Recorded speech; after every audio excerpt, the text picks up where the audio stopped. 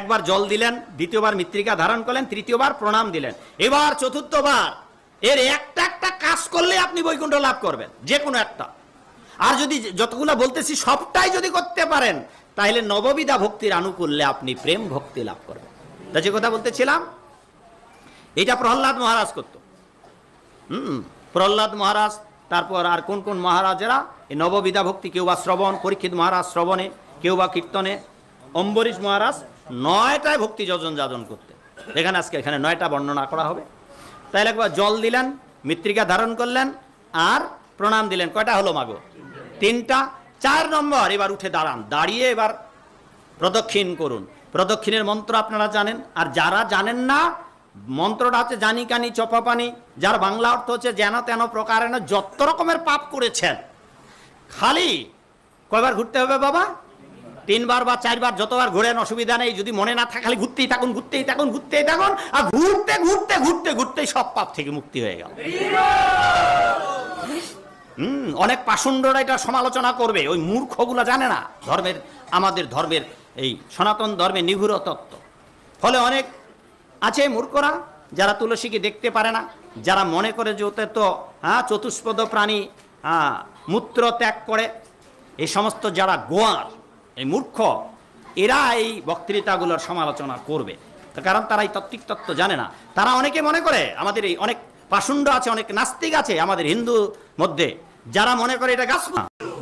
কারণ তুলসী দেবীর এখানে বসে প্রতিটি পাতায় এবং বোটায় এবং কিনারে মাঝখানে রাধা গোবিন্দ বিরাজ করছেন। কোথায় কোথায় কে কি বিরাজ করছে শাস্ত্রে বর্ণনা করা আছে। অতএব এক তুলসী পূজায় আপনার সব পাপ কার্য বিনাশ প্রাপ্ত। কিন্তু কত যুগ যুগ ধরেই তো আপনি তুলসীর গোড়ায় জল দিলেন, তুলসীর পাতা খাইলেন, গোবিন্দকে নিবেদন করলেন, কেন আজও সাধু হতে পারলেন না মাগো বাবা গো? এইবার কারণটা, এই কারণটাই জিহ্বা এবং আপনার ডান হাত।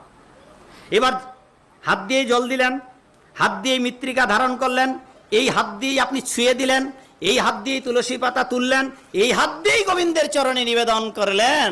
এইবার যখন এই হাত দিয়েই খাবেন মাগো, গোবিন্দ চরণ ভুলেই গেলেন, এবার মুরগির চরণ খাওয়া শুরু করলেন।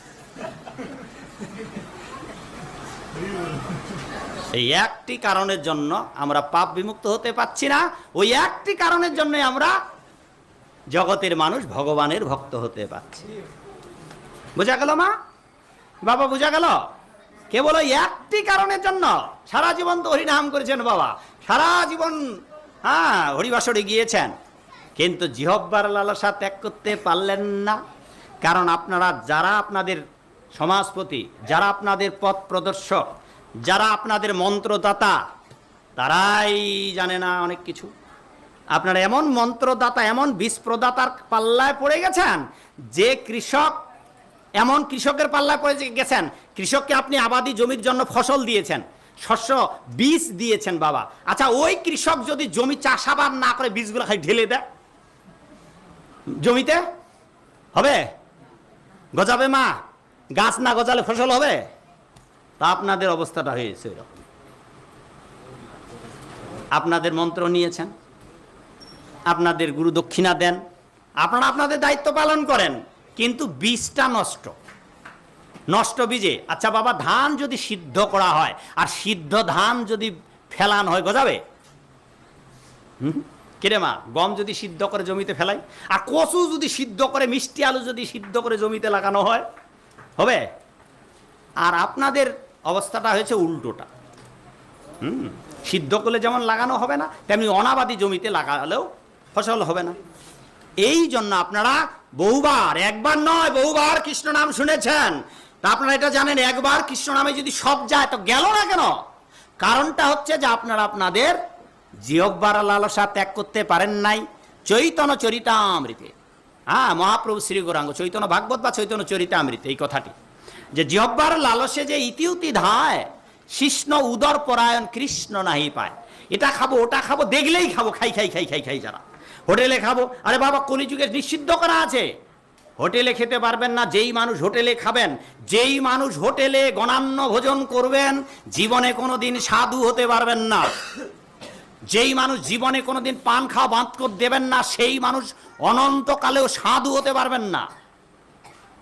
কেবল পান সুপারি আপনাকে লিপসায় রাখিয়ে দেবে, জড়িয়ে রাখিয়ে দেবে। যেই মানুষ সুখ টান দিয়া ছাড়তে পারবেন না, জীবনে কোনো কালেই সাধু হতে পারবেন না যদি ওটা বাদ না দেন। এ বিষয়ে তন্ত্রশাস্ত্রে, বিভিন্ন পুরাণাদি শাস্ত্রে আছে। আপনাদের এলাকায় অনেক ভাগবত পাঠে গিয়েছেন, এগুলো বলে না, অনেক পাঠকেরা এগুলো বলে না, কারণ এগুলো বললে আপনারা কষ্ট পাবেন আর দক্ষিণাটা যাওয়ার সময় কম দিয়ে দেবেন, এ ভালো পাঠ করেনি, এ পাঠক আনা যাবে না। আমার জীবনের উদ্দেশ্য এটা নয়, আমাদের এটা উদ্দেশ্য নয়। আপনাদের ভালো লাগুক আর না লাগুক, সত্য যা, স্বয়ং সত্য চায় আমাকে সত্য প্রকাশ করা হোক।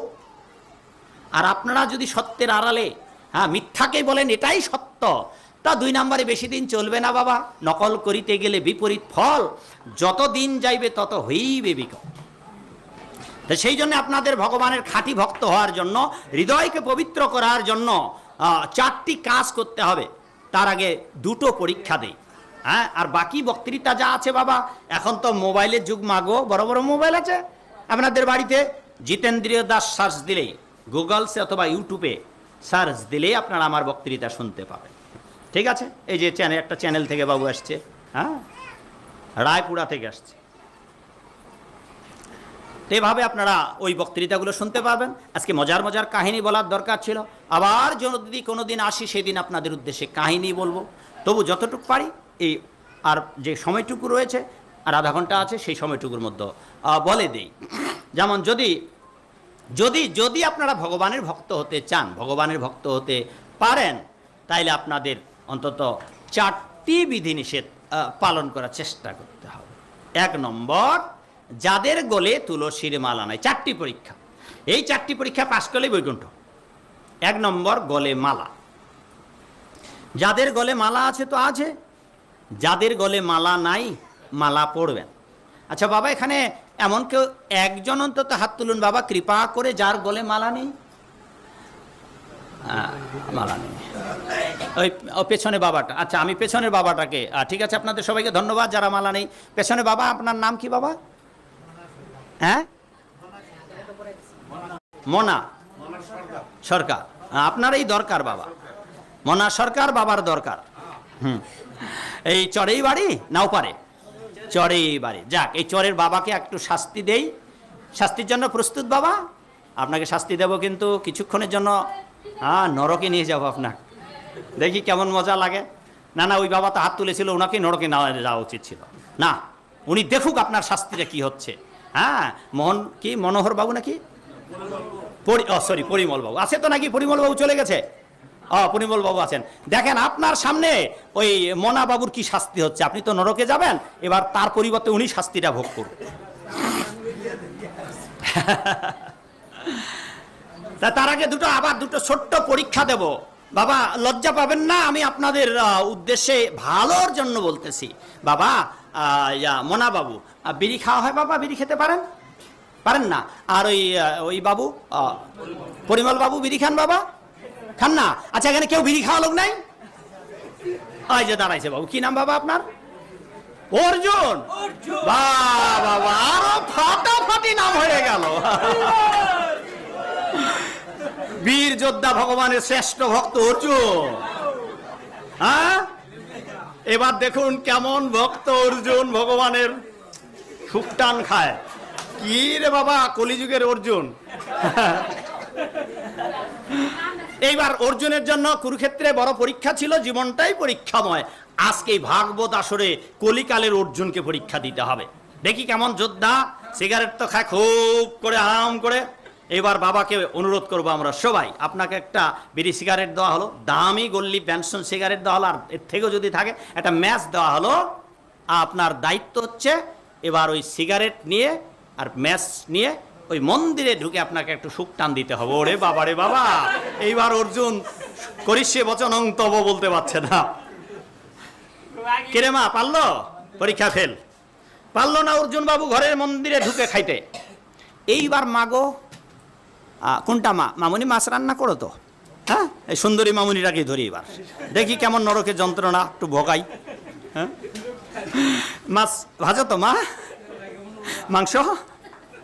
কি আরাম খাওয়ার। যাক, এইবার মায়ের জন্য পরীক্ষা বাবুর মতো।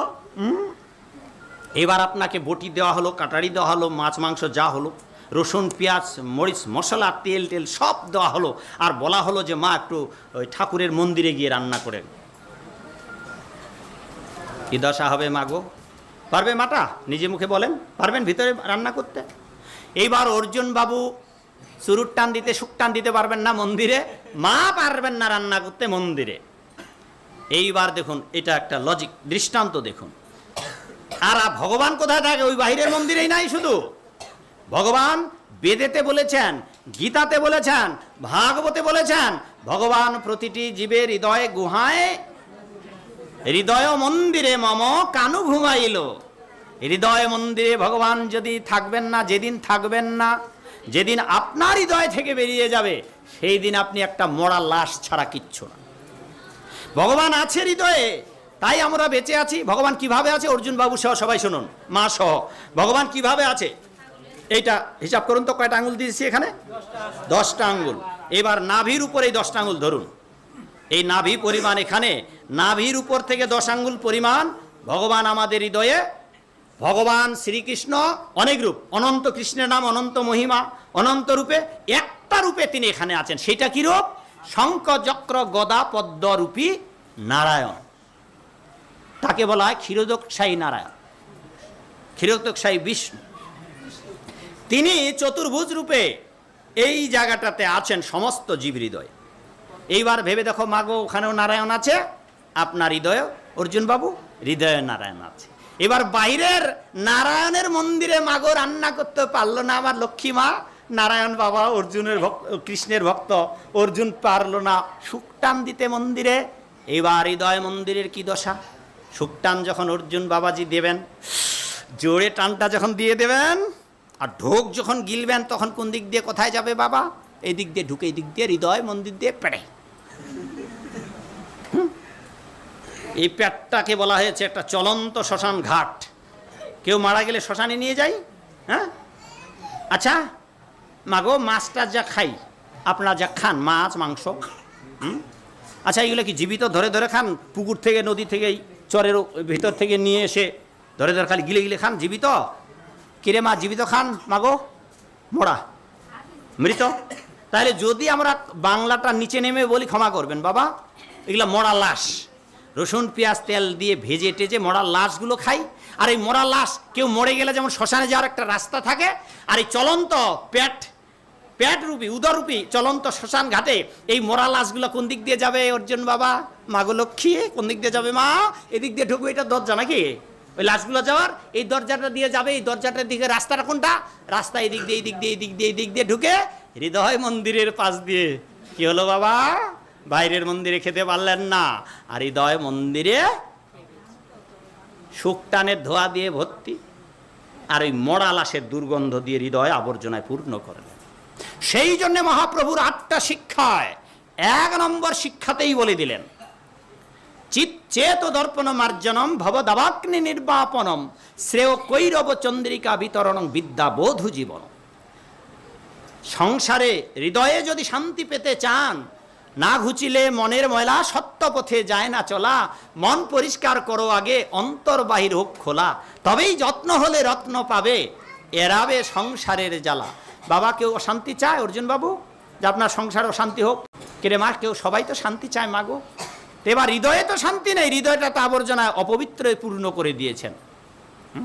ফলে হৃদয় আঙ্গিনাটা আগে পরিষ্কার করতে হবে। কি করে পরিষ্কার করবেন? মহাপ্রভু বলে দিলেন, হরে কৃষ্ণ হরে কৃষ্ণ, চিত্ত দর্পণ পরিমার্জন। আচ্ছা, যেই হাঁড়িতে রান্না করা হয় চুলোয় জ্বালিয়ে জ্বালিয়ে, ওই হাঁড়িটা যদি পরিষ্কার না করেন, পুকুরে নদীতে গিয়ে কি দশা হবে মাগো? কি আর হাঁড়ি থাকবে মা? বাসন কোসন উচ্ছিষ্ট রান্না বান্না করে যদি হাঁড়ি পাতিল পরিষ্কার না করেন, ওগুলো রান্না করে আর খাওয়া যাবে? সেইটা যেমন অব্যবহার্য হয়ে যাবে, তেমনি করে হৃদয়ের আঙ্গিনাটা দর্পণ, চেত দর্পণ, চিত্তের দর্পণ যদি পরিষ্কার না করেন, মাগো আপনারা আসার আগে আয়নায় মুখ দেখেছেন? এই সাধু ভাইরা, গুরু ভাইরা, আমার বাবারা যারা কপালে তিলক করেছে, সবাই আয়না দেখেছে। আচ্ছা, আয়নায় যদি ধুলিবালি থাকে, নিজের চেহারা খান ভালো করে দেখা যাবে? দেখা যাবে মা? তেমনি করে নিজের হৃদয়ে মন্দির, হৃদয়ে দর্পণ যদি পরিশুদ্ধ হয়ে স্বচ্ছ না হয়, তবে আপনি ভগবানের ভক্ত হতে পারবেন না। তাইলে ধীরে ধীরে 4টি কাজ করতে হবে এইটা পরিষ্কার করার জন্য। হৃদয় পরিষ্কার করার জন্য 4টি কাজ করতে হবে। কি কি? 1, গলে মালা পরুন। মালা আছে না? হ্যাঁ, মালা আছে এখানে। এগুলো ডিসকাউন্ট করে দেওয়া হবে যাতে করে সহজ সরল মানে অল্প ব্যবসায়ী লোকেরাও নিতে পারে। এগুলো মন্দিরে গেলে আমাদের 80 টাকা, আমাদের মন্দিরে গেলে আপনাদের এই মালাগুলো 80 টাকা করে নেবে, আর 50 টাকায় করে দেওয়া হবে। যদি আপনারা নিতে চান স্বল্প দক্ষিণা দিয়ে নিতে পারবেন মাগো। যাদের গলে মালা নাই, মালা পরার জন্য গুরু করতে হবে না, দীক্ষা মন্ত্র নেবেন না। এই যে কালকে একজন বললো আমাকে, কালকে না পরশু দিন, যে আমি দীক্ষা নেবো। কোথায়? আপনার কাছে দীক্ষা নেব? বলে বাবা যদি আমি দীক্ষা দিতাম তো এই বাংলার লক্ষ লক্ষ মানুষকে, এই বাংলার বহুজন গুরুকে আমি আমার একটা তুরিতে এদের পরাস্ত করতে পারবো। বাংলাদেশে যতগুলা গুরু আছে তার মধ্যে অধিকাংশ গুরু আমার একটা প্রশ্নের জবাব দিতে পারবে না। তো আমরা যদি গুরুগিরি করতাম তো এই বাংলার লক্ষ লক্ষ মানুষকে দীক্ষা দিতে পারতাম। বাংলাদেশে আমাদের সোসাইটিতে কোনো গুরুই নাই। গুরুগিরি কথা অত সহজ না। ধান্দাবাজি গুরু হওয়া যাবে, কিন্তু বৈকুণ্ঠে নিয়ে যাওয়ার গুরু হওয়া মুশকিল, লঘু। তো সেই জন্যে মালা পরার জন্য আপনাকে দীক্ষা নিতে হবে না। জন্মের পরে যে কেউ মালা পরতে পারবেন। তবে মালা পরার উদ্দেশ্য এইটা হওয়া উচিত, হে তুলসী দেবী, তোমাকে আমি কণ্ঠে ধারণ করছি, তুমি যেন আমায় কৃষ্ণ পদে প্রেম ভক্তি দান করো। বাবা এটাই তো। আচ্ছা, ভাগবত আসরে আমাকে নিয়ে এসেছেন কেন বাবা? যদি খাবো দাবো জীবনটা যেভাবে আছে ওভাবেই যদি গড়েন তাহলে আমার আসার দরকার ছিল? আর তাহলে আমাকে এই জন্যে আনা হয়েছে যাতে করে আমরা মানব জীবনে কি করার দরকার, হিন্দু মানুষ, সেই জন্যই তো বাবা। নাকি নাকি আপনারা যেভাবে আছেন ওভাবেই যদি আমি থাকবার উপদেশ দিয়ে দেই বা বলে দেই যে ঠিক আছে খাবেন দাবেন ঘুমাবেন আর শেষ, আর কিছু করার লাগবে না, তাহলে তো ওই রকমই আপনারা আছেন। তাহলে আমাদের এনেছেন এই জন্যেই যে যাতে করে আমরা ধর্মের বিষয়টা সম্যকভাবে জানি। তাহলে ধর্মের বিষয় সম্যকভাবে জানার জন্য, পাপকে ধ্বংস করার জন্য, এবং বেদনার জগতে যদি আর না আসতে চান, নরকে যদি না যেতে চান, তাহলে আপনাদের তার জন্য 4টি কাজ করতে হবে। 1 নম্বর গলে মালা, 2 নম্বর একাদশী। এইটার বিস্তারিত বর্ণনা দেব না। একাদশী যদি করেন আর গলে যদি মালা পরেন 3টা উপকার হবে। 3টা উপকার। কে কি 3টা উপকার হবে? গলে মালা পরেন আর একাদশী যদি করেন, নরকে যাবেন। নরকে সবাইকে যেতে হবে, কেবল 1 শ্রেণীর ভক্তরা নরকে যাবে না।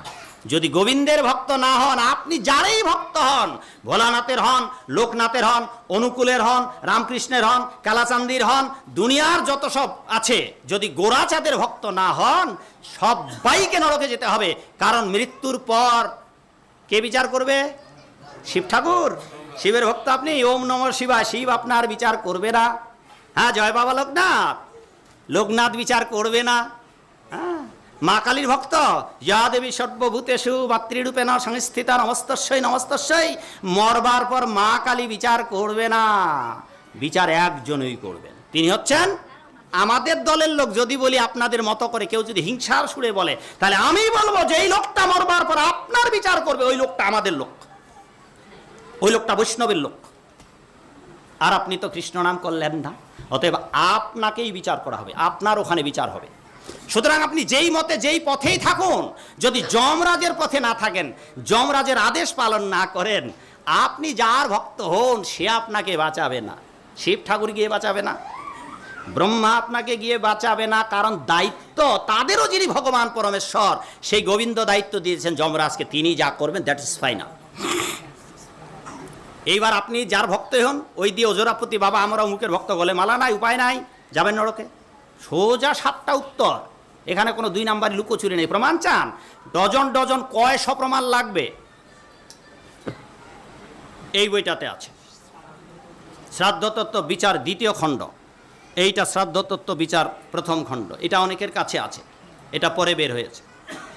এটাতে লেখা আছে কতদিনে শ্রাদ্ধ করবেন, শ্রাদ্ধতত্ত্ব বিচার 1ম খণ্ড। আর এটাতে লেখা আছে শ্রাদ্ধতত্ত্ব বিচার 2য় খণ্ড, 13 দিনে, 16 দিনে, 31 দিনে শ্রাদ্ধ করুন, সবাই মিলে নরকে চলুন। কি করবেন আপনারা? জীবনে ধর্মকর্ম করেন নাই, বইগুলো যখন নিতে বলি কাউকে, তখন এই শ্রাদ্ধ 2টাই নেয়। কেন? সারা জীবন যা করার দরকার সব করার ওর পাস, এখন শুধু মরণেরটা উত্তরণ হইলেই হলো। হবে না, আপনি যাই করেন, যদি হরিনাম কৃষ্ণ নাম না করেন, তাহলে মরণকালেতে শ্রাদ্ধ দিয়ে 1000 শ্রাদ্ধপিণ্ড, 1000 ছাতা লাঠি পাদুকা, 1000 ব্রাহ্মণ পুরোহিতকে খাওয়ালেও অন্তত ভগবানের কাছে যেতে পারবেন না। নরক মুক্তি হবে, নরকে যেতেই হবে। বোঝা গেল? তাহলে এমন কি কাজ করলে নরকে যেতে হবে না? এই 2টো কাজ করুন। 1 গলে মালা, 2 একাদশী।